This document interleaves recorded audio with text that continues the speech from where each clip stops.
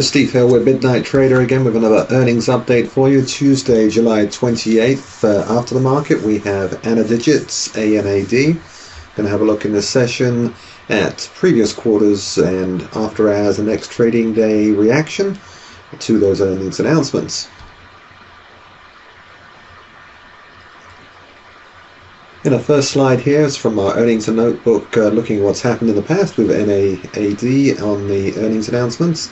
It's favouring a widening pattern between the after hours and the next day's regular session, so whether up or down in the after hours, the next trading day is expanded in the same direction.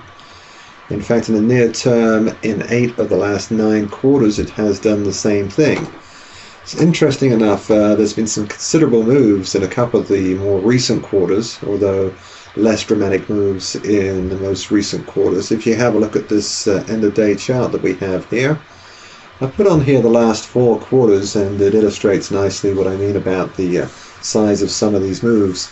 The quarter back in April was down 4.7% in after hours, and then expanded for 6.6% total down by the end of the next trading day.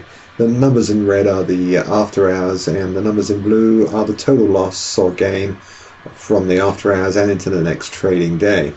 The quarter prior to that, at the end of February, was the one reversal in the last 9 quarters. It was up 5.5% in the after hours and ended the next trading day with a complete reversal to be down 10%. The 2 quarters prior to that were some substantial moves.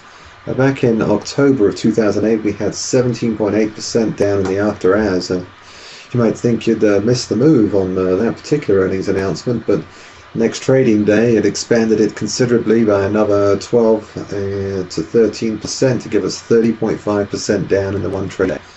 And the quarter prior to that, at the end of July, similar type of thing, down 18.2% in the after hours following the earnings, and then expanded it to 31.6% down. So there's some evidence in recent quarters that this has been a big player in the earnings announcement after hours and next trading day, although the last 2 quarters have not been quite so dramatic. So keep an eye out for this one tomorrow. I think if there's dramatic moves in the after hours, there's a possibility it could repeat the performance of those 2 earlier quarters on this chart. We'll be back again with another one of these updates later this week.